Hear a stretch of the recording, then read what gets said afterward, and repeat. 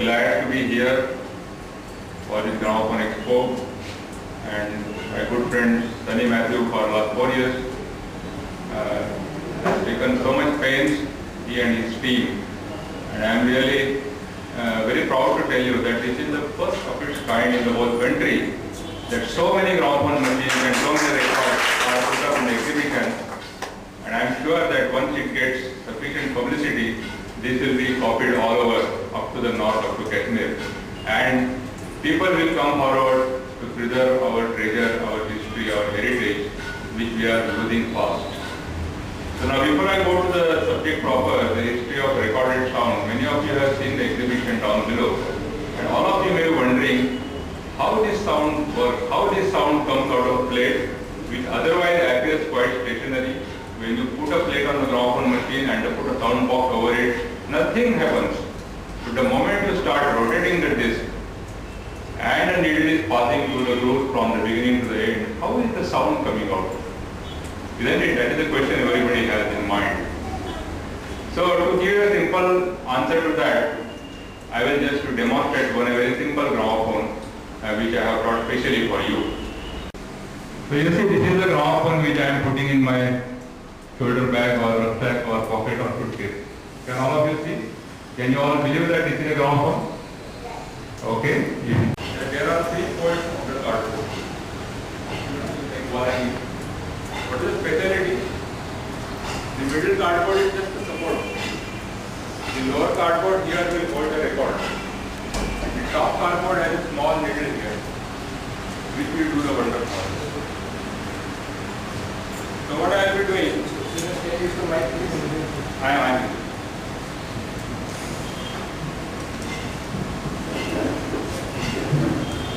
Yeah. So I will be showing you this gramophone, but I just can't keep it in my hand, so I am going to put it on the table. That I am putting this disc.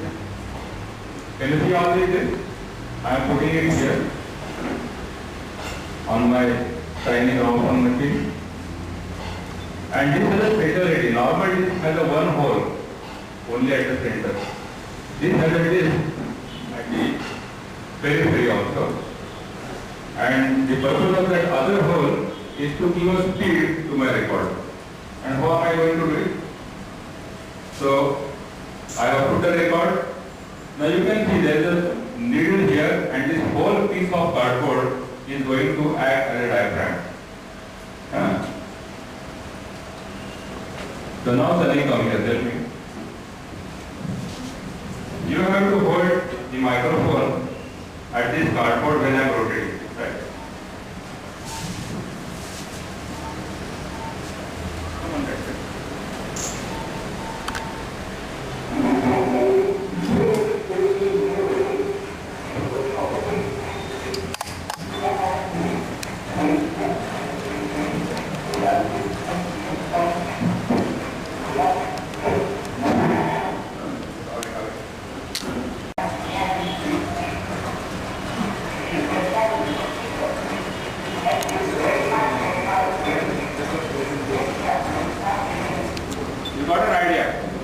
You got an idea how the gramophone works. So this whole cardboard piece is vibrating and acting like a diaphragm. And this is the basic principle behind all sound reproduction and recording. So you see, this is the principle of sound recording and reproduction, which was seen by Thomas Alva Edison 135 years ago. He was a small boy like him and selling newspapers at the railway station. And he was wondering that when the engine comes and engine is standing still, nothing happens. But the moment engine starts rotating and the wheel starts rotating, some sound comes. From where does it come? And that is where the idea came to him that okay, if I make something like this, can I make a machine which stops? Can I make a machine which spins? And now for the rest of the talk, we are going to see the story of how the history of recorded sound came to it. Are you all with me? How much time do I have for this? 1 hour is okay? Okay. Fine. So let's begin this journey of history of recorded sound. And as I said, I will be showing you some pictures, I will be playing you some audio recording, we'll be seeing some film also in the process.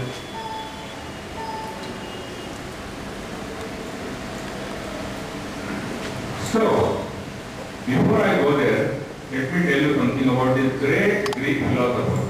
You don't mind if I sit and speak to you, right? Okay, no problem. So, on here you can see a great Greek philosopher, Plato, and for 450 years before Christ, he made a statement. What did he say? Music and rhythm find their way in the secret places of the soul. Why is he saying so? Because if you go to art exhibition and see the painting, you know, yes, my eyes are seeing that. If you go and see any big sculpture, you can say, oh, I am seeing this tattoo. My eyes are seeing that. If you watch TV, if you watch picture, if you read a book, your sensory organ, namely eye, is watching you and helping you in understanding what is going on. But think of the music. Can you see music? No. We can only hear music. And like textual matter or picture or a statue, you can't show it to others. And it doesn't stay with you. The moment you listen to a song, you can imagine how you are listening to a song of 3 minutes or 2 minutes. The note begins, that note, not seen, it goes away. Next note comes in, that also goes away. One more note comes in, and this sequence goes on and on and on, and it leaves a lingering shadow in your mind, soul and body. And that is how one by one, note by note, rhythm by rhythm, the whole gamut of that song and the picture of that song gets in your mindscape and right inside your soul. And that is what Plato means, that music and rhythm find their way in the secret place of the soul. Just now I was discussing with this professor before beginning this talk, and we were wondering that why is it that we all like music so much? What is the great thing in it? And then we came up with some understanding and some statement which tallies with what Plato said. Because it goes into secret place of the soul, it gives us so much immense joy of listening to the music which we like, and that gives us a roadway to reach towards the God or Almighty, what we call. And that is the beauty of the music, and that's why in our Indian context particularly, with our birth, music is there, in our death also, music is there. Throughout our life, we have no escape from music, and music becomes a integral part of our living. So what I am going to do for next 45 minutes or so, I will give you the outline of my talk, that I will be talking about audio recording and reproduction, then acoustic recording, I will explain what it is. I have demonstrated already what is acoustic recording. And then electrical recording, tomorrow we are going to talk much more about that. And period of acoustic recording, period of electrical recording, you can see early period. So on these two modes of recording, I will be speaking mainly on the Gramophone record, because other formats will not available at that time. Then we will go to a very briefly on magnetic recording 1940 onward. Then that will cover slightly spools and cassette tape recorders. Then optical recording, that is 1980 onward, with 3D and all. Then laserdisc, compact disc. And then for a brief while we will talk about, oh my goodness, we have so many formats and recording, and what do we do with that? How do we preserve it? How do we pass it to younger generation? How does our cultural heritage get preserved? Okay? So as I said, basically we will be talking about gramophone and gramophone record. And you have seen actually a platoon of gramophones which are seen on the left in the exhibition down below. And my goodness, so many varieties of machines, very rare to see now.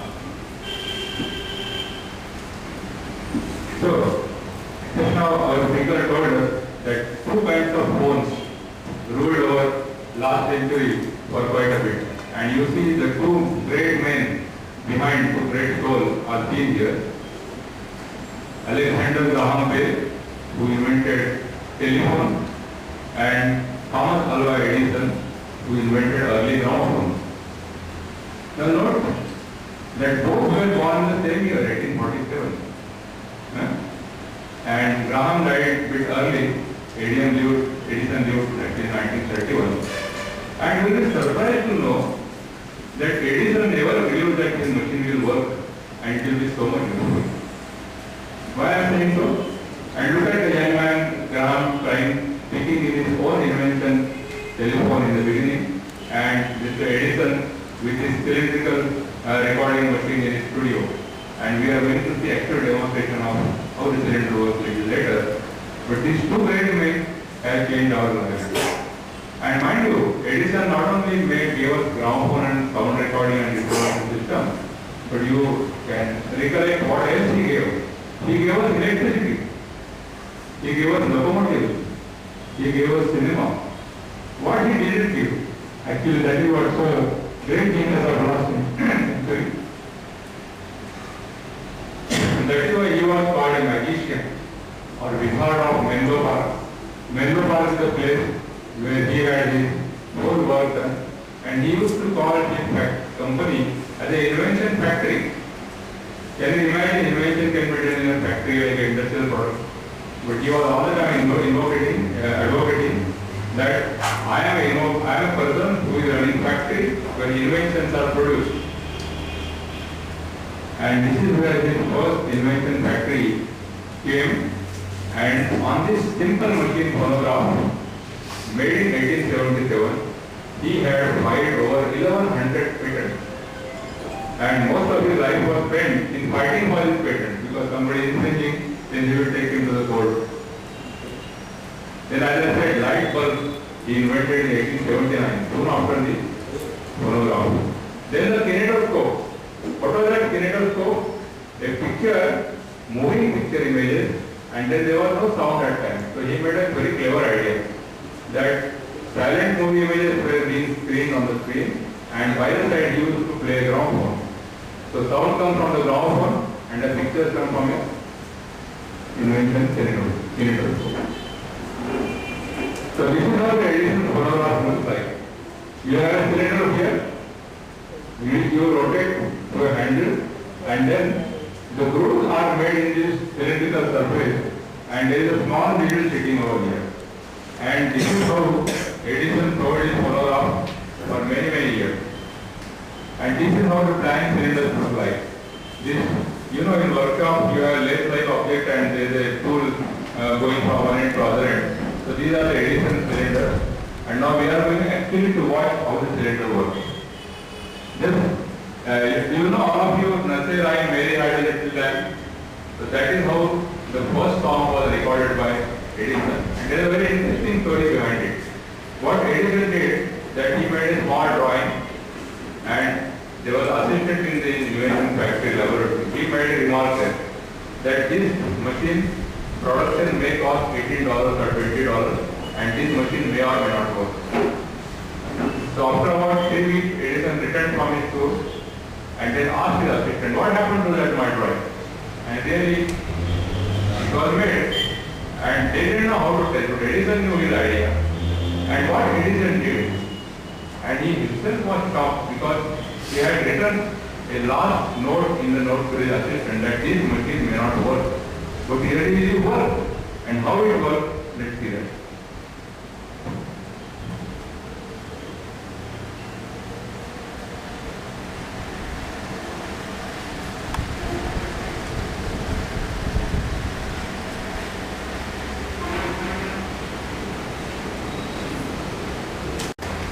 Hello.